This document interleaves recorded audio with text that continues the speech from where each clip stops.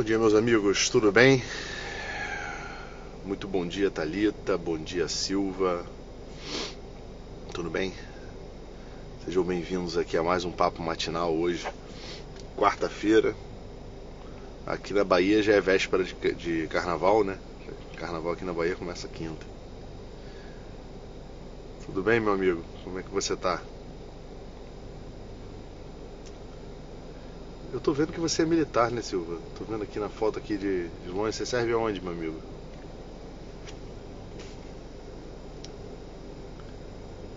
Bom dia, bom dia. Vamos lá, hein? Uns 2 minutinhos a gente conversa aí. Vamos só papear aqui. Enquanto isso. Thalita também. Tô vendo que a Thalita é a primeira vez, né, Thalita, que você vem aqui? Ou você já participou de outro papo matinal? Seja muito bem-vinda. Você não é militar, não? Ah, não. Parece que tá usando uma farda. Primeira vez, né, Thalita? Que bom. Fica conosco aqui. Aqui você vai aprender a estacionar um pouco na vida, né? A gente aprender. Ah, tá. Você tem um irmão em Pernambuco, né, o Silvio? Beleza. Bom dia, Evelyn. Tudo bem? Oh, que bom, Thalita. Depois, pra você que tá chegando aqui na primeira vez. Ah, que bom. Pra você que tá chegando aqui a primeira vez, depois, ó, maratona lá os papos matinais. Tem muito conteúdo bom aqui, cara. Não é porque eu tô fazendo, não, tá? Mas tem 70 papos matinais já. Essa semana nós estamos aqui começando uma série sobre o plano de vida. Então já estamos aqui no meio da série. Assiste, depois se você tiver a oportunidade, vai nos antigos lá e acompanha. Vai ser muito bom. Obrigado pela tua presença. Vamos lá, pessoal. Vamos começar? 7h17 da manhã aqui. Já começando o nosso papo matinal de hoje. Seguindo aqui a nossa série que nós estamos fazendo aqui um pouco sobre o plano de vida, né? Então, o que eu preparei aqui para vocês hoje, né? Existe uma frase de um filósofo chamado Ortega y Gasset, um filósofo espanhol. E Ortega y Gasset, ele fala uma coisa assim que eu acho que é bastante curioso. Ele diz assim: quem fala só espera um dia falar com Deus. Quem fala só espera um dia falar com Deus. De alguma forma, o que acontece, né? Antes mesmo de que nós possamos fazer uma oração, de que nós possamos realmente conversar com Deus, falar com Deus, existe um diálogo interior que precisa acontecer conosco.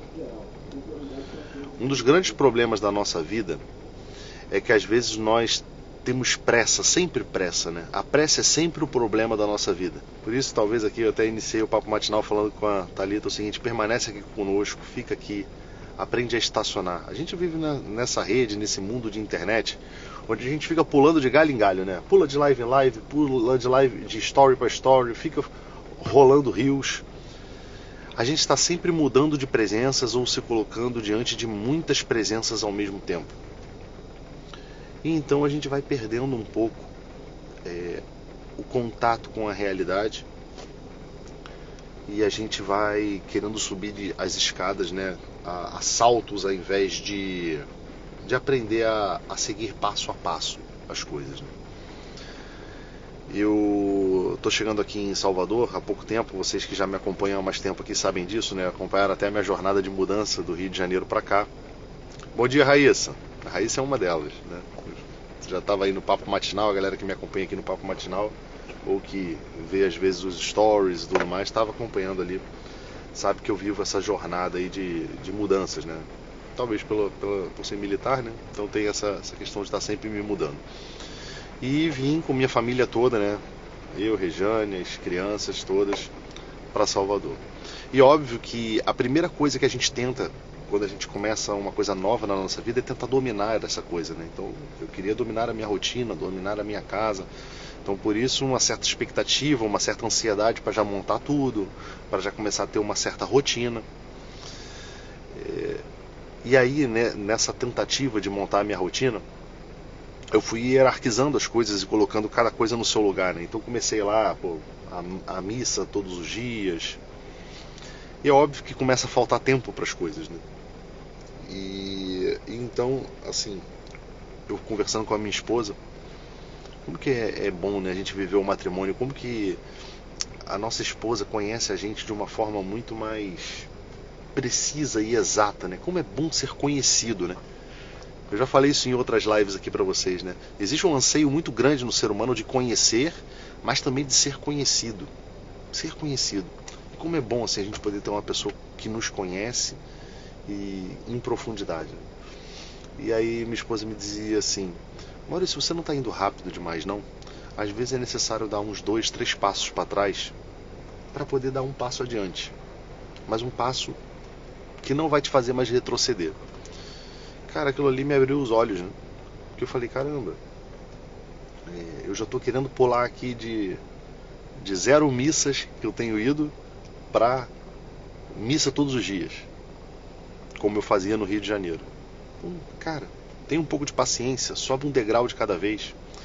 Então na vida de oração é assim também, sabe? Às vezes a gente quer saltar de 0 intimidade com Deus, de 0 conversa com Deus, para estar vivendo já na glória, dentro falando com Deus todos os dias, em todos os momentos da nossa vida. E é necessário que a gente tenha um pouco de humildade. Então essa frase do Ortega y Gasset, ela vem muito a calhar para nós quando ele diz: quem fala só, espera um dia falar com Deus. Eu gosto muito dessa frase porque ela marca uma coisa que, para nós brasileiros, assim, sobretudo, a gente trata com muita banalidade. A gente acha que é o seguinte: Deus está em todo lugar e por isso eu posso falar com Ele a qualquer momento, né? A qualquer momento eu posso falar com Deus. E é verdade, Deus está em todos os lugares, né? Deus é onipresente e consegue ouvir a tua oração de qualquer lugar. Mas o que falta no brasileiro é esse sentimento de hierarquia bem característico, por exemplo, de uma sociedade como a europeia, que viveu uma monarquia. Caramba, Maurício, você me confundiu agora. O que tu tá falando aí? Eu tô falando o seguinte, é que a gente não tem, às vezes, alguns sensos de rito das coisas, né? Eu trabalho aqui dentro da Marinha, recebendo muitas solicitações de pessoas diversas, né? Trabalho principalmente com parte hoje de distribuição de pessoal, então eu recebo solicitações de muitas pessoas, né? Preciso de gente para cá, preciso de gente para lá, preciso de alguém aqui para me ajudar a trabalhar. E como existe falta de pessoal, as pessoas estão sempre muito desesperadas pedindo gente, né? Pedindo gente para poder trabalhar, né, nos seus setores. Bom dia, Arthur, tudo bem? E aí o que acontece? Existem aquelas pessoas que te pedem, que seguem o rito da forma de te pedir. Existem aquelas pessoas que saem abrindo a tua sala, sendo mal educado com você, te tratando com grosseria. É óbvio que a gente sempre procura uma justiça. Mas, todas as vezes que você está numa posição que você precisa atender solicitações, o tipo de presença que se coloca diante de você vai despertar uma boa vontade ou uma má vontade. Não é verdade? Há uma diferença de você estar lá, por exemplo, você trabalha atendendo como garçom, por exemplo. Há diferença de alguém que chega para você e fala: bom dia, tudo bem? Eu gostaria de uma Coca-Cola, uma isca de carne e batatas fritas. Ah, bom dia. E de outra pessoa que fala assim: bora! Eu tô precisando disso aqui, já tô há meia hora pedindo. Não existe essa diferença. Ou seja, uma pessoa vai despertar a tua boa vontade. Você vai fazer de qualquer forma, mas uma pessoa vai despertar a tua boa vontade, outra pessoa vai despertar em você uma espécie de má vontade para aquela ação. Mas, no entanto, se é assim com o homem, vocês imaginam, e nós somos imagem e semelhança de Deus, quanto mais é com Deus. A gente quer chegar, né, com as mãos todas sujas de lama, com a vida suja de pecado, e falar com Deus e achar que a gente pode sair entrando na sala do rei, entendeu? Na sala do nosso comandante supremo, e já ir falando: olha só, então a parada é o seguinte, ó, eu tô querendo uma esposa, tá? Tô querendo um emprego e tô precisando aqui ser feliz, sabe como é que é? Minha vida anda meio xoxa, tá? Então dá um jeitinho aí, cara, para resolver para mim. Você acha que seria justo Deus ouvir você com a mesma disponibilidade que Ele ouve uma outra pessoa que tem sido fiel há tanto tempo? Ah, Maurício, mas Deus é misericordioso. Mas é justo também, né? Então existe essa questão, né? dessa proximidade. Por isso que Ortega y Gasset fala isso, né? Quem fala só espera um dia poder falar com Deus. O primeiro step, antes da gente realmente falar com Deus, a gente precisa entrar de fato numa espécie de um diálogo interior, onde a gente fala conosco mesmo. E o que acontece conosco, né? A gente tem falado aqui nessa série do plano de vida da maior tragédia humana, que se chama esquecimento. O homem é, como os árabes dizem, insan, ou seja, aquele que esquece, o homem esquecente. E o esquecimento, cara, ele é o maior artifício do demônio e é a maior tragédia humana. Por quê? Porque nós não podemos mudar o curso da nossa vida. E nós não conseguimos exercer o domínio, o dominus, né? Aquilo que nos identifica com Deus, né? Deus nos deu essa determinação quando Ele diz: ide, dominai sobre todas as coisas. Nós não conseguimos exercer o domínio na vida quando nós somos seres esquecentes. Quando nós esquecemos de onde nós saímos, ou para onde estamos indo, ou a razão pelo qual fazemos alguma coisa ou deixamos de fazer. Quem não tem esse conhecimento, quem está sempre esquecendo das origens, esquecendo da história, esquecendo dessa capacidade que nós temos de projetar um futuro, essa pessoa está sempre na mão daquele que se lembra. Então veja, se você esquece as suas origens, se você esquece o porquê você começou um empreendimento, você pode ter certeza que você vai estar na mão de alguma pessoa que lembra e que sabe a história. Então essa é a nossa maior tragédia, né? Essa tragédia do esquecimento. E o plano de vida, ele se apresenta então como uma espécie de remédio com relação a isso, né? E por isso nós estamos vindo numa sequência falando sobre essas práticas que nós podemos inserir no nosso dia para que nos lembremos de Deus, para que estejamos na presença de Deus, para que possamos viver essa dialética da nossa vida, que contempla também família, trabalho, vida social, vida intelectual, mas em todas as coisas meter Deus, colocar um pedaço de Deus. Ah, Maurício, isso significa o quê? Que eu preciso começar a rezar o terço na hora que eu estou no trabalho? Definitivamente não. Mas aprender a fazer o trabalho de uma forma diferente, aprender a estar na presença da família de uma forma diferente, aprender a viver na sociedade de uma forma diferente, com a consciência de quem precisa de tempos em tempos se elevar até Deus e saber o porquê você está fazendo todas essas coisas. A vida com Deus, ela é a finalidade última da nossa vida.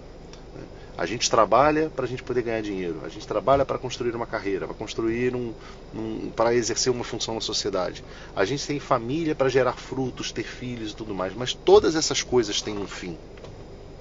E somente uma vida com Deus que te conduz efetivamente para a eternidade, para a vida que não tem fim.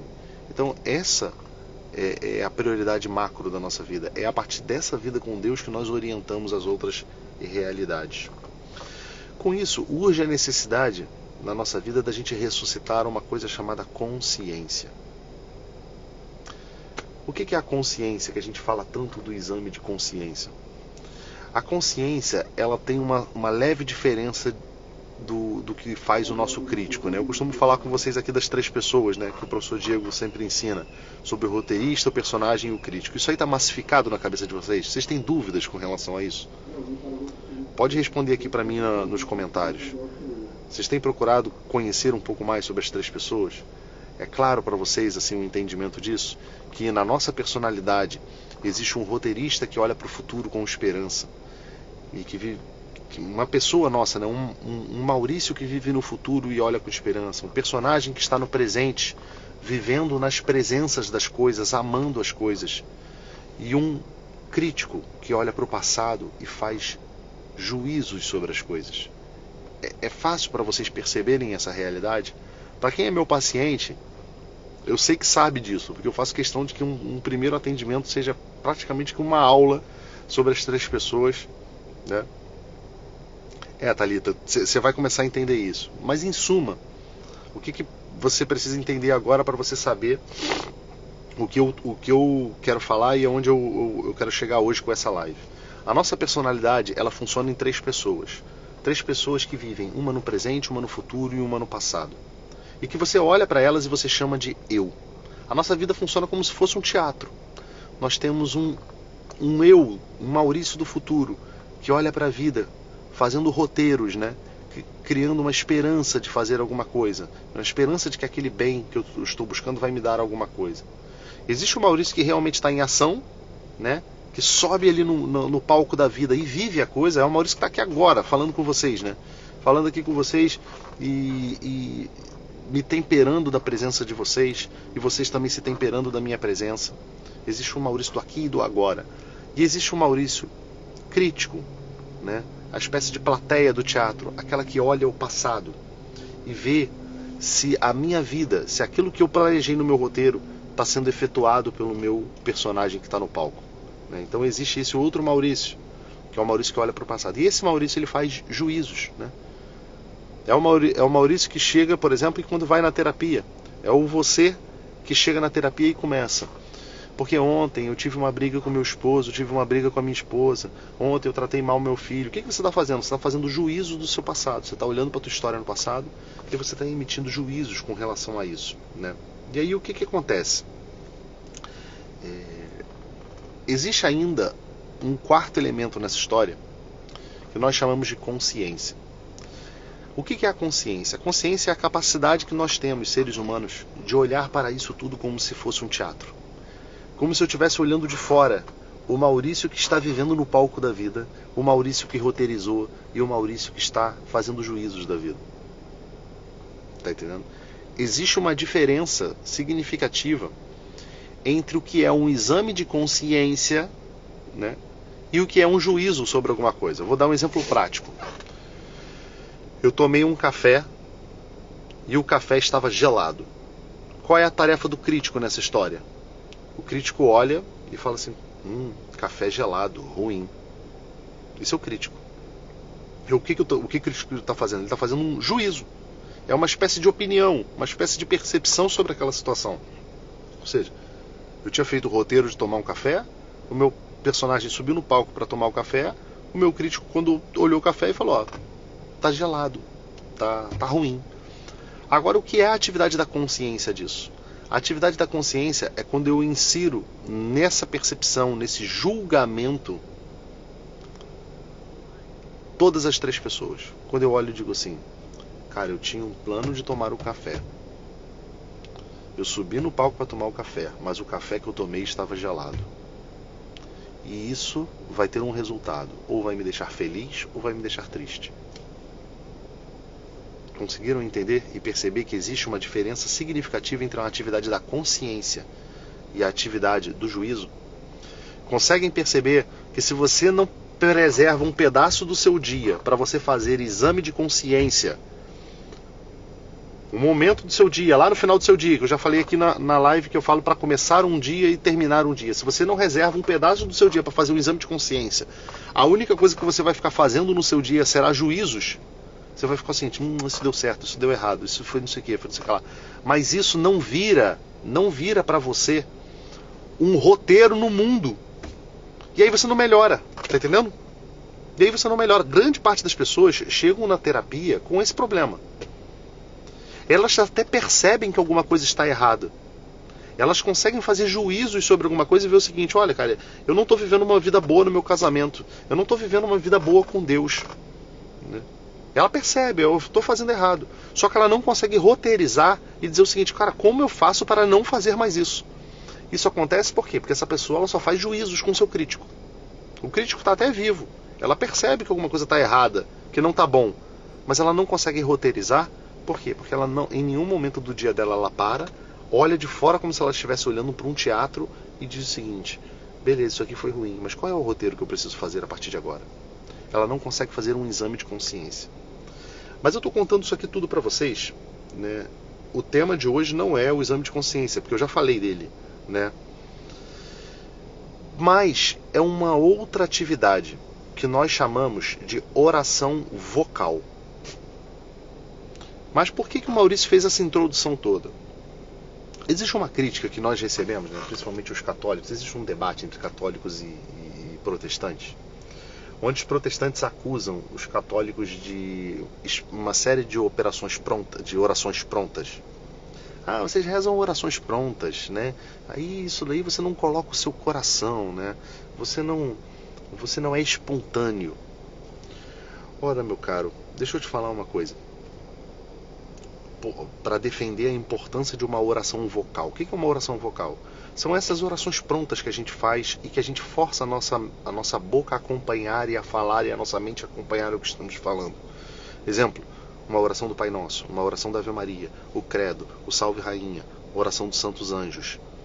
Por que isso é tão importante que o nosso plano de vida tenha isso? Até agora eu falei para vocês de um oferecimento no início do dia, de ter um exame de consciência no final do seu dia, de vocês fazerem uma leitura espiritual para iluminar o intelecto, 10 a 12 minutos por dia. E falei um pouco para vocês também sobre a oração mental, né? De 15 a 20 minutos que eu sugeri para começar, na parte da manhã e na parte da tarde, ou quem não conseguir inicia só fazendo na parte da manhã, que é esse diálogo mais livre com Deus sobre um pedaço da sua vida. Não foi isso que eu falei com vocês até agora? O pessoal que tem acompanhado aqui a série do Plano de Vida? Show de bola. Agora, por que o Maurício está falando da importância da oração vocal? Né? Dessa oração semi-pronta e dessas acusações às vezes que se recebe, será que os protestantes estão certos com relação a isso? Meus amigos, eu comecei essa live dizendo para vocês que nós, seres humanos, somos seres esquecentes. Que o Ortega y Gasset nos ensina, né, que quem fala só espera um dia falar com Deus. Porque, de fato, o início da nossa oração ainda não é uma oração propriamente dita. Ela é um diálogo consigo. E isso acontece por quê, meus amigos? Porque a vida espiritual ela é uma escada. E ela é uma escada, existe até São João Clímaco diz, né, a escada do paraíso. É um livro espiritual de São João Clímaco. É a escada do paraíso. Por quê? Porque é uma jornada, é uma vida sobre isso. A gente não salta do primeiro andar para o terceiro andar num pulo. A gente precisa viver um processo. Viver um processo de ir transformando essa fala consigo mesmo numa fala com Deus. Só que é o seguinte, quando estamos sujos, manchados por uma vida de pecado, uma vida de vícios, uma vida de maus comportamentos, nós levamos isso também para a nossa oração espontânea. Então você pode perceber, quando você começa a tua vida espiritual, o início da tua oração mental é pedir a Deus um monte de coisa, é pedir a Deus um monte de coisa material, é ficar pedindo, é reclamando de problemas, é murmurando. Ou seja, a tua oração ainda não é aquela oração que plena, você está entendendo? Ela é um murmúrio, uma reclamação, um pedido de coisas que às vezes não deveríamos pedir. São Tiago ele até diz o seguinte, né, que pedir e recebereis, e vocês não recebem porque pedem mal. Porque pedem mal. Então nós pedimos mal. Então a oração vocal, ela é um socorro que a igreja nos dá, que a tradição nos dá, nos ensinando a pedir aquilo que devemos pedir. Por isso, os discípulos foram tão enfáticos com Jesus, dizendo, Senhor, ensina-me a rezar. Ensina-nos a rezar.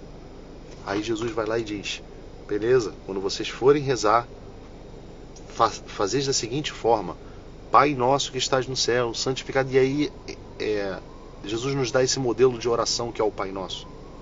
Ou seja, o modelo de oração do Pai Nosso, ele vem em socorro à pobreza da nossa alma, pô. Porque nós não sabemos o que pedir. Nós não sabemos pedir direito, pô. Então é muito importante a oração vocal, porque ela é o ensinamento de quem já está lá na frente, adiantado, ensinando para nós que estamos começando o seguinte, cara, peça assim. Peça isso daqui, que esse é um caminho que vai te levar a uma vida de felicidade, a uma vida de salvação. Mas não só por isso. A oração vocal, ela é um ressuscitar da nossa consciência, que eu vinha falando para vocês agora. Dessa coisa que nós perdemos porque somos seres esquecentes. Então, a oração vocal, ela é um remédio contra esse esquecimento. Quantas vezes na vida de vocês, pensem na vida de vocês mesmo, se vocês não estão às vezes na tarefa do trabalho, na tarefa da escola, e vocês perdem aquela conexão, não conseguem se concentrar, perdem a atenção. Eu falo para vocês que isso é o grande plano do demônio, porque é mesmo, entendeu? O esquecimento é o grande plano do demônio, porque nós estamos sempre esquecendo das coisas. E aí o que o mundo hoje coloca pra gente? Um excesso de presenças. Um excesso de presenças para que a gente nunca consiga focar em nada, para que a gente nunca consiga dominar nada e a gente viva assustado no mundo, a gente viva ansioso no mundo, a gente viva com medo. Então aprender a focar a nossa atenção em uma coisa, né? Nesse aspecto, a oração vocal ela nos ajuda muito. Maurício, você vai para a missa lá com as crianças, né? Aí, pô, as crianças é natural, né? Você vive um pouquinho de caos ali. Um chora, o outro pula, não sei. Como é que você faz para prestar atenção? É um desafio, tá? É um desafio, é uma luta. Mas na maioria da parte das vezes eu utilizo uma forma que é o seguinte: eu foco naquilo que o padre está falando e fico ali. Tento imaginar, eu ancoro a minha inteligência em alguma coisa que está acontecendo, numa imagem ou naquilo que o padre está falando. A oração vocal, ela tenta fazer isso conosco também. Porque se vivemos no mundo dos devaneios, nós saímos muito facilmente da oração para o murmúrio. Nós saímos muito facilmente da oração para um diálogo interior de preocupações. E aí, daqui a pouco você se pergunta assim, cara, o que eu estava fazendo mesmo? Eu estava rezando e agora eu já comecei a planejar o meu futuro. Não é assim? Vocês vivem essa experiência também? Então, o que é a oração vocal? A oração vocal é esse socorro para nós. É esse ferro que nós lançamos, né? Ferro é como nós chamamos a âncora na marinha, né? É esse ferro que nós lançamos para estabilizar o navio da nossa vida no rumo que nós estamos fazendo. Então, eu já estou passando um pouco do tempo aqui do papo matinal. Qual o conselho que eu gostaria de deixar, o desafio para deixar para vocês hoje, né? Ontem nós fizemos o desafio lá de vocês iniciarem uma leitura espiritual na vida de vocês, né? 10 a 12 minutos por dia. Hoje eu queria colocar o seguinte, ó. Uma oração vocal no dia, encerrando algum momento dessas orações, por exemplo. Então você vai fazer a leitura espiritual, terminou de fazer a leitura espiritual, encerra ela com a oração do Pai Nosso. Inicia o seu dia hoje, aqui agora, né? Fazendo uma oração atenta, pensando nas palavras que você está falando, tentando conformar o seu coração com aquilo que sua boca está falando. Reza um Pai Nosso e uma Ave Maria antes de começar seu dia. Reza a oração do Divino Espírito Santo. Reza o Anjo da Guarda, não com um intuito supersticioso, como se as palavras tivessem poder mágico, como se fosse no Harry Potter lá, né? As palavras têm poder mágico. Não é isso o fulcro da oração, mas para que você falando só, um dia possa estar falando com Deus, para que essa oração vocal, esse falar de vocês, possam ir cada vez mais conformando o coração de vocês, e vocês possam ir ressuscitando aos poucos na vida de vocês a consciência, ou seja, essa capacidade de vocês olharem para a vida e perceberem como está ela funcionando de forma síncrona, né? Entre o personagem, o crítico e o roteirista. Personagem, crítico, roteirista. Personagem, crítico, roteirista. E vocês consigam desenvolver mais aquela capacidade mais imediata de, ainda numa situação onde vocês estiverem sendo enganados, estiverem sendo conduzidos por uma tentação, vocês perceberem: opa, isso é uma tentação. Opa, isso é um caminho ruim. Muitas das vezes a gente só acaba percebendo isso quando nós fazemos o exame de consciência. E se não fazemos o exame de consciência, aí é que nós nunca percebemos. Quantas pessoas chegam nos atendimentos com seus problemas, fazendo um monte de juízos, mas não conseguem fazer um julgamento da sua própria vida, tá? Meus amigos, um grande abraço, um excelente dia para vocês, e que a oração de vocês hoje, né, possam ter um pouquinho, uma pitada de uma oração vocal também, de algo que possa conformar o coração de vocês, tá bom? Um grande abraço, fiquem com Deus, até amanhã no nosso Papo Matinal.